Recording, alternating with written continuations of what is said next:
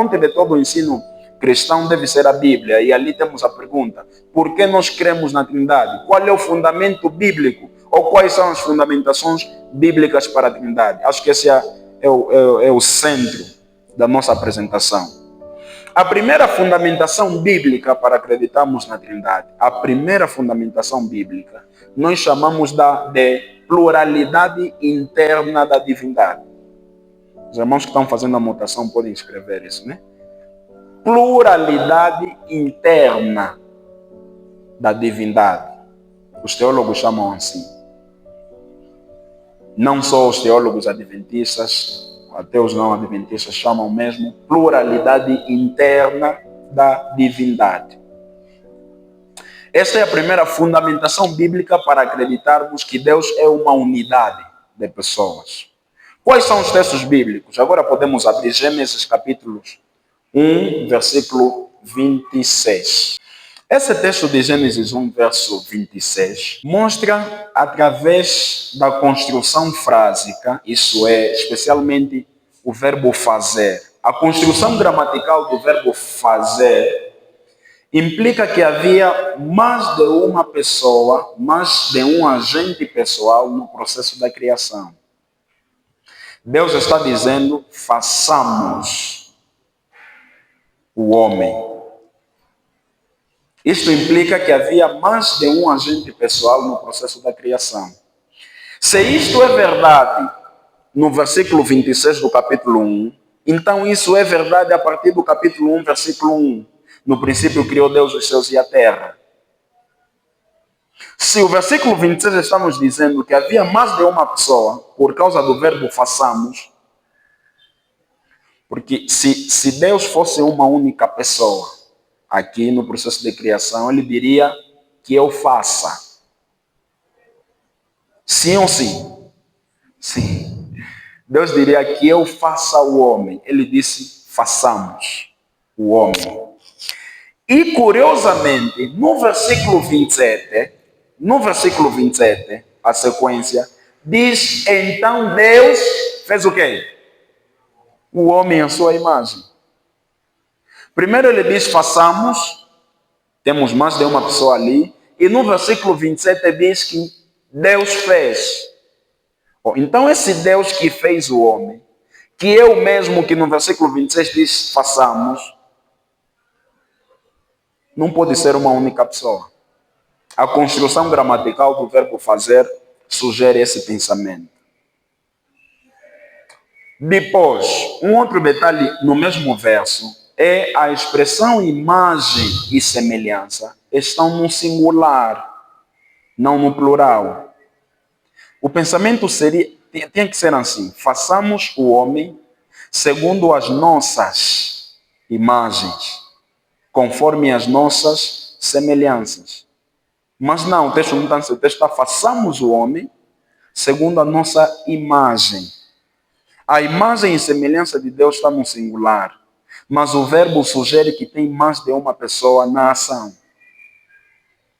Isso prova que esta imagem e semelhança divina representa mais de uma pessoa. Então, no verso 27, né? Criou, pois, Deus o homem, a sua imagem, a imagem de Deus o criou. Mostra-se que essa expressão nossa imagem refere-se à imagem de Deus, e esse Deus refere-se ao façamos, está relacionado com o façamos, que nos remete para mais de uma pessoa.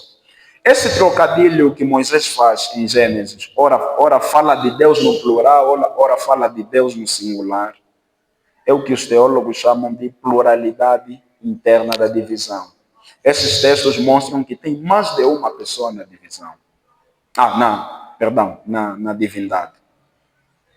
Gênesis 3, versículo 5, é o outro texto que também apresenta pluralidade interna, que é a nossa primeira fundamentação bíblica para a doutrina da Trindade. O versículo 5 do capítulo 3 de Gênesis é uma das falas de Satanás. E aqui, Satanás diz a Eva que no dia que Deus proibiu que eles comessem do fruto da árvore, do conhecimento do bem e do mal, Porque no dia que eles comessem, eles seriam como Deus, conhecendo o bem e o mal. Eles seriam como Deus. Agora vamos ler o versículo 22 do mesmo capítulo. Quando nós relacionamos esses dois textos, vejam que vamos compreender. Satanás disse que eles seriam como Deus, caso comessem. Depois deles comerem, Deus diz que o homem se tornou como um de nós. Isso implica que Deus equivale, a palavra Deus, no versículo 5, equivale à frase um de nós, no versículo 22. Portanto, a pluralidade interna prova que existe mais de uma pessoa na divindade e que, na verdade, aquele que nós conhecemos como Deus na Bíblia é uma unidade de pessoas, ora descrito no singular, ora descrito no plural. Então, esse argumento da pluralidade interna é a primeira fundamentação bíblica para crermos que Deus é uma unidade. Essa é a primeira fundamentação bíblica. Entretanto, este argumento da pluralidade interna da divindade, embora revele que exista mais de uma pessoa na divindade, ela não sanciona um número exato de pessoas. Se seus irmãos entenderam isso? O que nós apresentamos até agora prova apenas que existe mais de uma pessoa na divindade, mas não sanciona um número de pessoas. Como não sanciona um número, por que não crermos que são apenas duas pessoas? Por que não podemos crer que aqui o façamos é apenas o pai e o filho, duas pessoas? Por que tem que ser três pessoas na divindade e não duas apenas? Essa pergunta nos leva para a segunda fundamentação bíblica. A primeira fundamentação bíblica é a pluralidade interna da divindade, que não prova o número de pessoas, prova apenas que é mais de um, não prova se são três, se são duas, se são quatro ou mais. Mas essa tentativa de explicar quantos são nos leva para a segunda argumentação. O primeiro texto é conhecido, é Mateus 28, verso 19. Jesus fala em nome do Pai, do Filho e do Espírito Santo. Pai, Filho, Espírito Santo. Mateus 28, verso 19. 2 Coríntios 13, verso 13. Paulo fala: a graça do nosso Senhor Jesus Cristo, o amor de Deus o Pai e a comunhão do Santo Espírito.